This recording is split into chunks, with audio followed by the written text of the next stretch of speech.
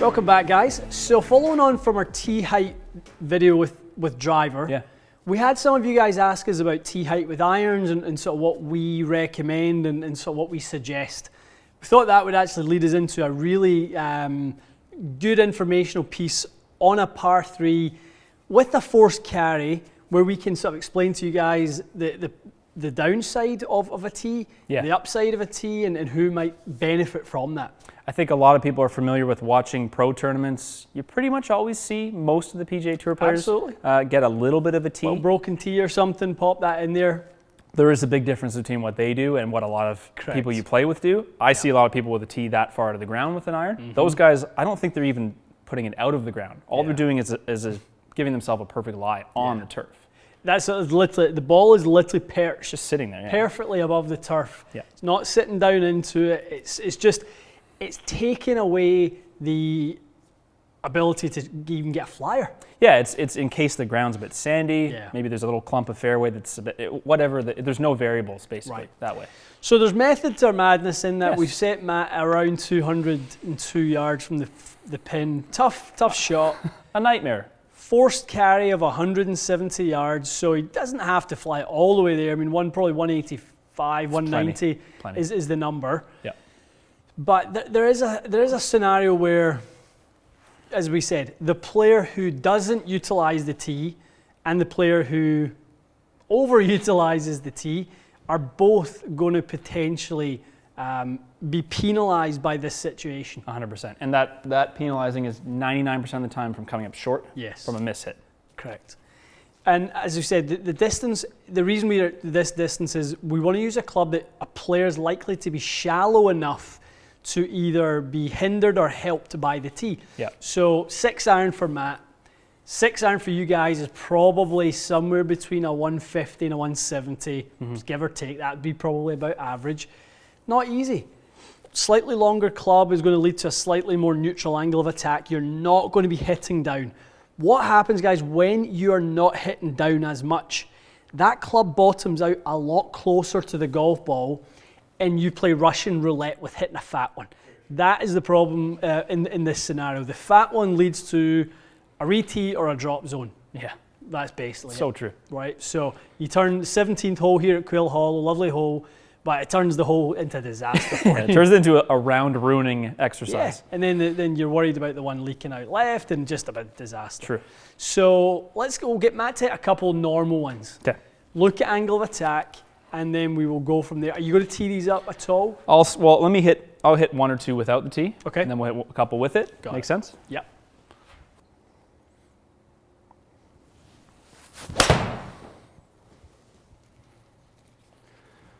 Lovely. I would be literally running to the cart, kicking my heels. That would make you happy, wouldn't it? It really would.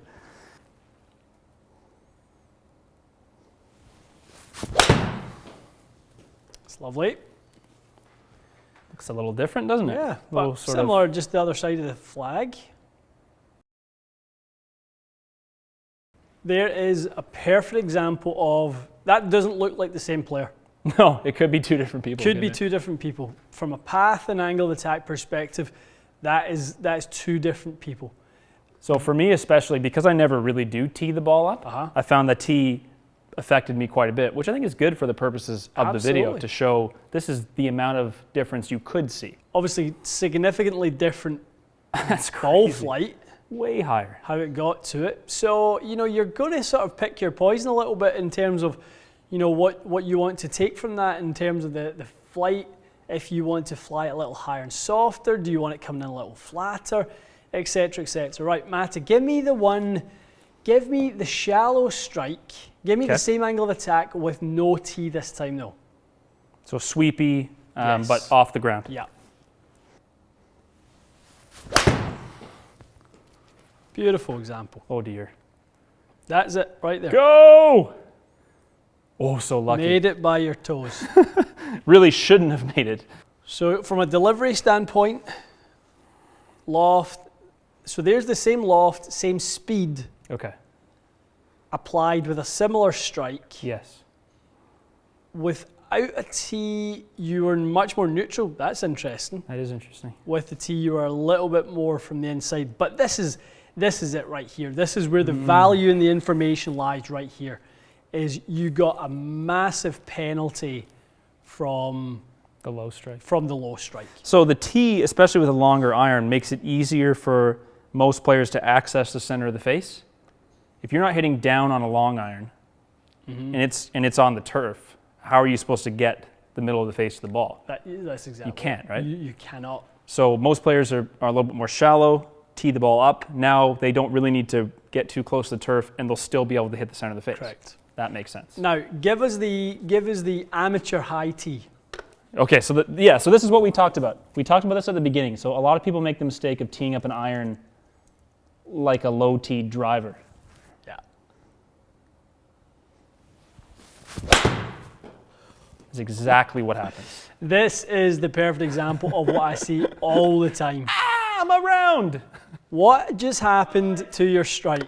There is no mass up there on an iron. Look at the ball speed, None. efficiency, 0. Club head speed, high. Ball speed, low. Okay, Matty boy, so there's your sort of 3 scenarios that we see for the average player. Yeah, for most people. No tee leads to a bit of a drop in ball speed, predominantly from a bit of a thin, low strike. Yep.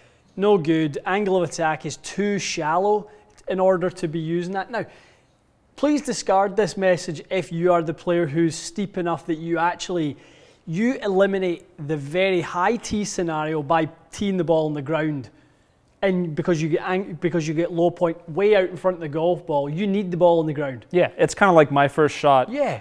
For me, I'm usually 5 degrees down. I don't really want to see it above the turf. Correct. Now, you can clean up your lie a little bit. Sure. You'll take that advantage, but just make sure the base of the tee is just at surface level. I guess the reality is everyone should tee it up. It's just a question of whether it's dead on the ground level or slightly above.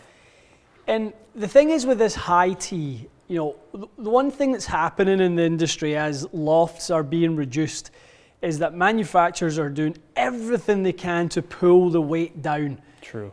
The overall head weight has not got higher, but the CG location has got lower. There's even less up here. There's even less going on up there. Yeah. There's very, very little going on there. There's tungsten and there's kind of heel and toe weighting, all this sort of stuff going on there.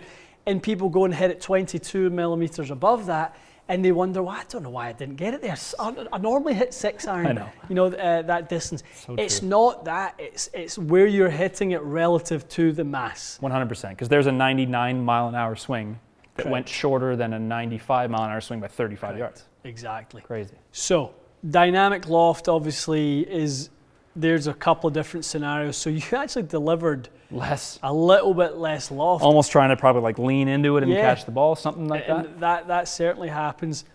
This is the type of hole where those scenarios are exposed. 100%. Exposed the most. Because I think most PGA Tour pros would tell you difficult holes like this or windy holes, like hitting the ball solid is number one. The key. Don't worry about, worry about other things, but fundamentally, if you hit the ball solid, chances are it's going to carry the right distance.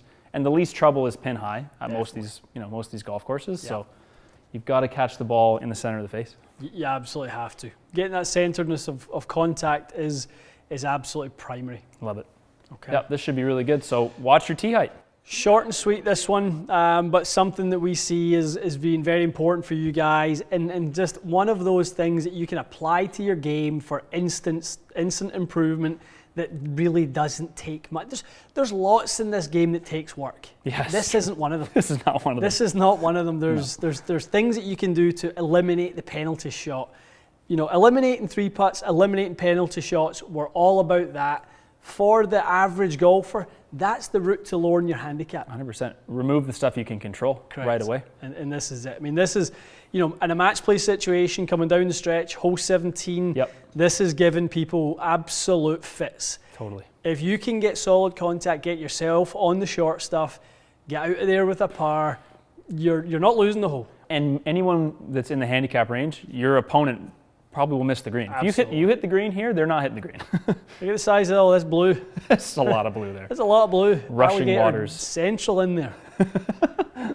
Good. Okay. No, it's a good, easy tip. I like that. Yeah, good. All right, guys, hope you enjoyed that. More sort of little practical tips and ways in which we can help you guys eliminate some of these unnecessary lost shots. We'll be getting those to you soon.